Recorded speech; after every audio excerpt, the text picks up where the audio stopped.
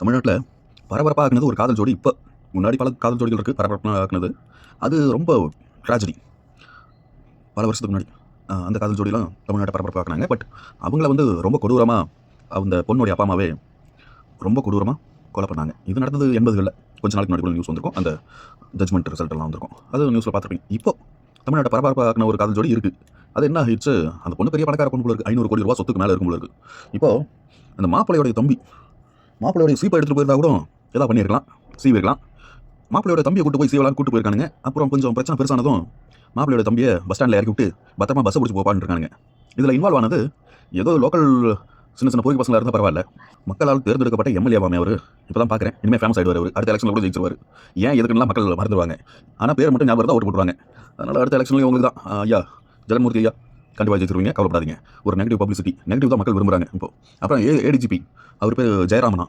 அவர் பாருங்க, காரை கொடுத்த பாவத்துக்கு இப்போ அவரையும் சேர்த்து வச்சுட்டாங்க. ஆனால் அவரும் அந்த கேஸ்ட் கார் தான் அப்படின்னு சொல்கிறாங்க. சரி பரவாயில்ல, என்ன இருந்தாலும் போய் பேசிட்டு வாங்கடான்னு காரை கொடுத்தோம்ச்சா போய் கடத்திட்டு வந்திருக்கானுங்க. இவரையும் சேர்த்து விட்டுருக்கானுங்க. பரவாயில்ல. ஏன்னா அந்த அளவுக்கு நட்பு, கூடா நட்பு.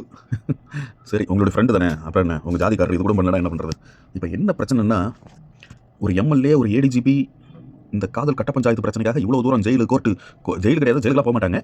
சும்மா கோர்ட்டுக்கு ஃபார்முலா, என்னதான் குற்றம் நிரூபித்தாலும் ஜாமீன் கிடச்சிரும். அது கொலை குற்றமே ஆனாலும் ஜாமீன் கிடச்சிரும்.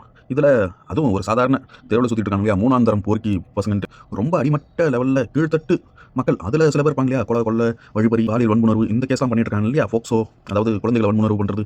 இந்த மாதிரி பண்ணுறவங்களுக்கே ஈஸியாக ஜாமீன் கிடச்சிருது. இவங்களாம் பெரிய பெரிய ரேஞ்சில் இருக்காங்க, இவங்கெல்லாம் ஜாமீன் கிடைக்காதா என்ன?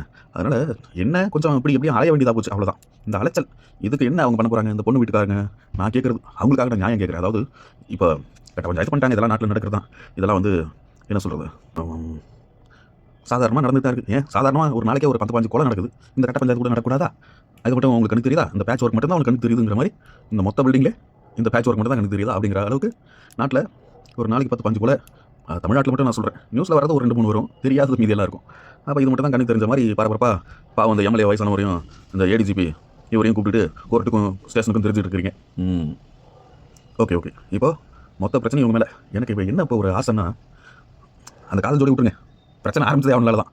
அவனில் அப்படியே விட்டுருந்தா ஒரு 3 மாதத்தில் அவங்களே சண்டை போட்டு டைவர்ஸ்ன்ட்டு வந்து நின்றுப்பானுங்க. இவனுங்க அனாவசியமாக உள்ளே போய் இப்போ அது ஒரு சைடு ஒரு 2-3 வருஷத்துக்கு தாங்கன்னு வச்சுக்கங்களேன். ஒரு 2-3 வருஷம் கழிச்சு 2 பிச்சுட்டு போயிடும். இந்த பிரச்சனைக்கு இடையில இவங்கெல்லாம் மாட்டிட்டாங்களா?